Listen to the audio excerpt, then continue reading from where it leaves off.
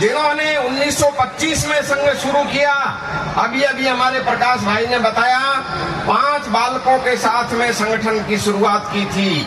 आज देश भर में ऐसे हिंदू सम्मेलनों में करोड़ों करोड़ों की संख्या में हिंदू समाज एकत्रित आने वाला है।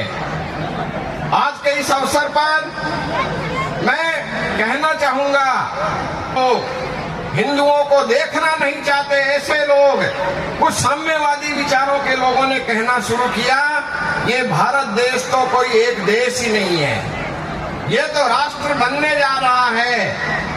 यहाँ पर तो हजारों बोलियां, हजारों जातियां, तरह तरह की वेशभूषा, तरह तरह का खान पान, तरह तरह, देश कहना ही ठीक नहीं है। ऐसी गलत बातें, ऐसी झूठी बातें विमर्श के रूप में खड़ी कर दी।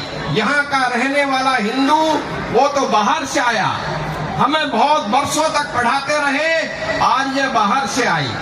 जबकि वास्तव में देखा जाए तो दुनिया का सबसे प्राचीनतम इतिहास हमारे वेद, 4 वेदों में से 3 वेदों में, एक सामवेद को छोड़ दो, 3 वेदों में दृष्टेव दक्षिणम वर्षम तद भारतम नाम भारती यत्र संतति। हिंदू महासागर के उत्तर की ओर, हिमालय के दक्षिण की ओर, और इस बीच का जो भूभाग है उसको भारत देश कहते हैं। यहाँ का रहने वाला वो यहाँ का हिंदू है, भारतीय है, ये हमारे वेदों में वर्णन है। अनेक सारे लोगों ने और इस हिंदुओं के बारे में तरह तरह की ऐसी झूठी बातें, जबकि वास्तव में भी हमारी हिंदुओं की एकता है।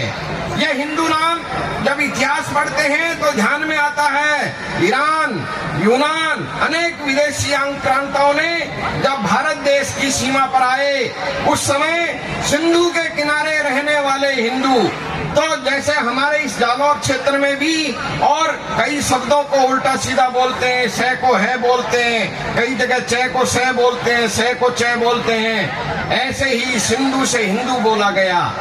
उन्होंने हिंदू को इंडू कहा, इंडू से इंडस हुआ और वो एस भी हट करके इंडिया बना बाद में। तो इस प्रकार से ये हमारा देश, हमारी सभ्यता, हमारी संस्कृति दुनिया में सबसे प्राचीनतम है।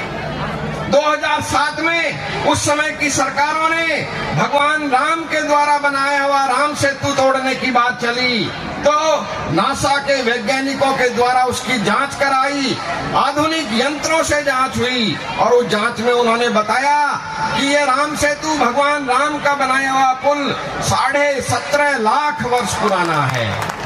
इसका हिंदू धर्म है, इतना पुराना ये हिंदू समाज है। वास्तव में ये वैज्ञानिक सिद्ध कर रहे हैं इन बातों को। आज क्या होंगे जब इन बातों पर विचार करते हैं, ध्यान में आता है दुनिया का सबसे प्राचीनतम देश है। हमारी सभ्यता संस्कृति इतनी पुरानी है, जो हमारे से सवाल पूछने वाले वो हमारे सामने छोटे छोटे बच्चे हैं। कोई 1400 साल पुराना है, अंग्रेजी हिसाब से देखें तो ये 2026 चल रहा है केवल। तो वो हमारे सामने तरह तरह के प्रश्न खड़े करते हैं, जबकि दुनिया के सबसे प्राचीनतम ग्रंथ हमारे हैं वेद। युद्धों की दृष्टि से, महापुरुषों महाबलियों की दृष्टि से देखें, ऐसे ऐसे महान योद्धा, अर्जुन जैसे, भीम जैसे, हनुमान जी जैसे, जिन्होंने सूर्य को ही निगल लिया। तो इस प्रकार से महान योद्धा हमारे देश में आए दुनिया में। और आज हम जो कपड़े पहनते हैं ये भी भारत देश के लोगों ने, हमारे यहाँ पर एक ऋषि हो गए, ग्रत समझ करके पहली बार कपास का पौधा उन्होंने ढूंढ करके कपड़े बनाने का काम किया।